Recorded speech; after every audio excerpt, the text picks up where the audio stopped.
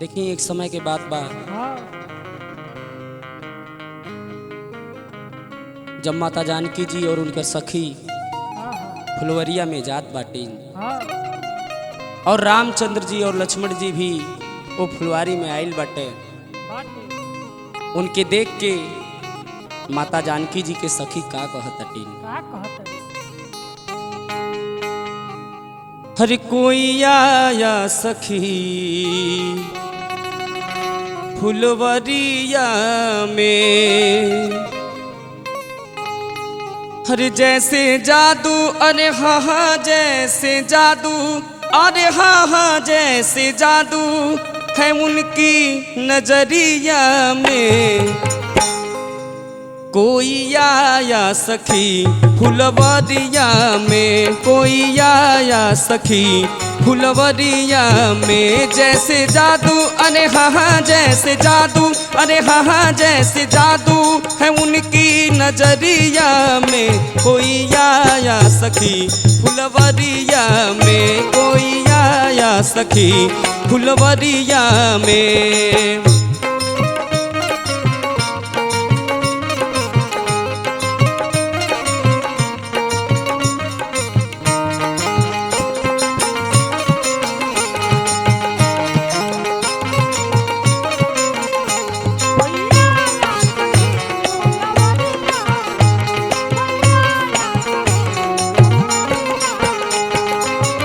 और सखी माता जानकी जी की सखी कहती हैं, क्या कहत सांवला एक है एक गोरा बदन, सांवला एक है, सांवला एक है एक गोरा बदन, देख कर भी न अब तक भरा मेरा मन, देख कर भी न अब तक भरा मेरा मन। और ऐसा रूप नहीं, ऐसा रूप नहीं देखा उमरिया में, ऐसा रूप नहीं देखा उमरिया में, जैसे जादू अरे हाँ हाँ जैसे जादू, अरे हाँ हाँ जैसे जादू है उनकी नजरिया में। कोई आया सखी फुलवरिया में, कोई आया सखी फुलवरिया में।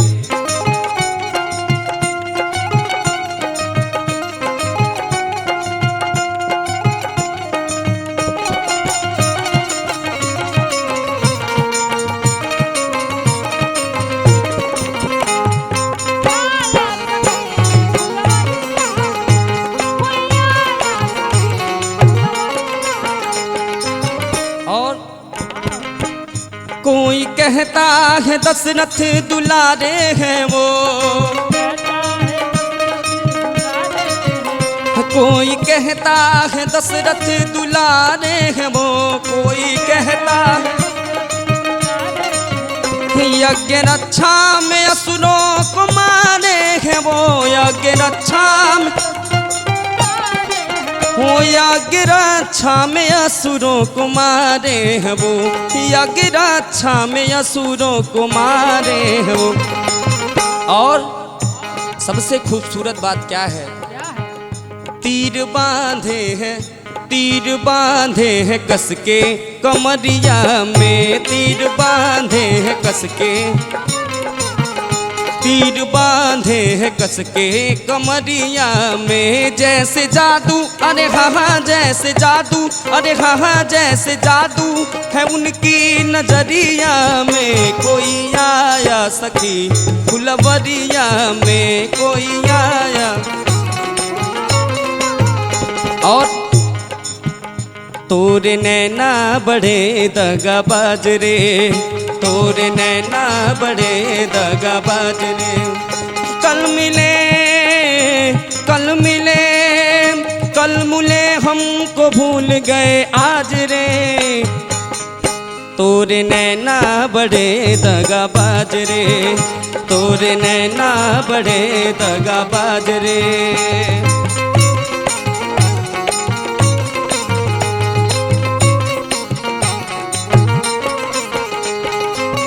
और सखियां के मन में भाव क्या होता है, कहती हैं क्या कहते अगर शादी तो हो जाए हर हाल में, शादी उनसे जो होती, शादी उनसे जो होती हर हाल में, शादी उनसे